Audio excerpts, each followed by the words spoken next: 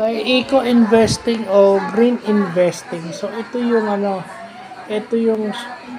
pag-iinvest na nagso-support ng environment friendly products.